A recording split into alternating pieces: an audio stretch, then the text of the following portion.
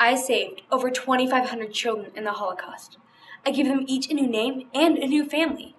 I risked my life numerous times to get them to some place where they could be safe, though it wasn't always easy. Who am I? I am Irena Sendler.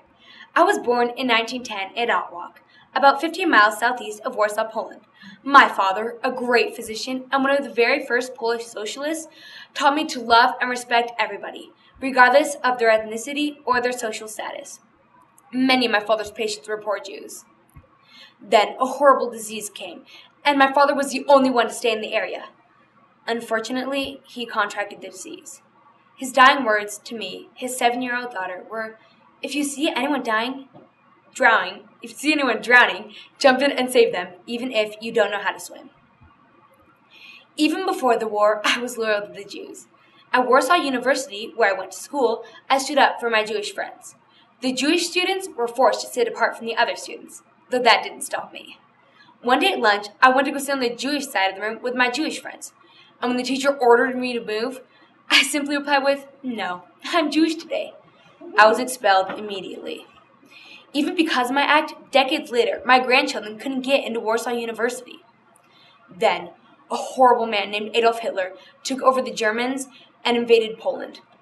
By the way, Adolf Hitler wanted to destroy all the Jews in the entire world. Many people sided with Germany, but myself and many other Jews sided with the other local Polish countrymen. Then, Hitler completely took over Poland, and I, of course, was devastated. Now, the Jewish loyalties meant nothing at all. Later on, I joined the Warsaw Welfare Social Department. We were in charge of the soup kitchens that were located in every district of the city. We gave out food, money, and clothing to the elderly, the poor, and the orphans. Then, in 1939 to 1942, I got a hold of forged documents. I then listed many Jews under Christian names so that they could get a hold of these services. I also listed them as typhus and tuberculosis victims to avoid any investigations.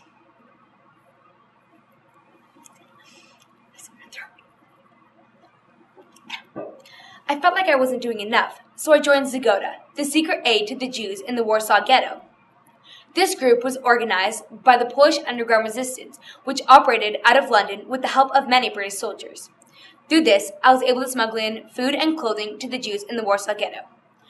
When the Germans invaded Poland, they sectioned off a huge area of Warsaw with a big cement wall. They put all the Jews in it and made sure that the wall was completely surrounded with guards.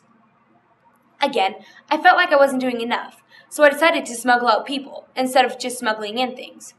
And I decided that smuggling out the children was the best idea. I had many things I smuggled out the children with. I smuggled them out in suitcases, bags, sacks, body bags, coffins, or anything else I could find. One way I became famous for smuggling out infants was I would walk up to the ghetto wall with my purse, with my little dog in it. The guards would let me in, I would take the infants, hide them in my purse, underneath my dog, and I would walk out. I was able to do this until finally the Germans caught up to me 2 years later, and they had me tortured. They broke both my feet and my legs. Then they told me that I was to be executed the next day, and I accepted this with pride. Little did I know that Zgoda had bribed one of the German guards to letting me out at the last moment. Then I finally escaped, and the guard put me on the list of those who had died. I even saw posters the next day of my death. And then the Germans figured out their mistake and began to pursue me again. They also figured out that the guard had helped me, and they sent him to the Russian front, for they felt that that sentence was even worse than death.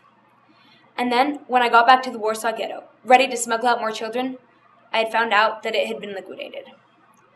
I lived my life in hiding until finally the war ended in 1945. I then lived peacefully and quietly until a teacher in Kansas gave 2 teenagers a project, and that project was to find Holocaust rescuers, and they then came across me, and I became known to the world. I was nominated for a Nobel Peace Prize, but I lost to Al Gore on his movie on global warming.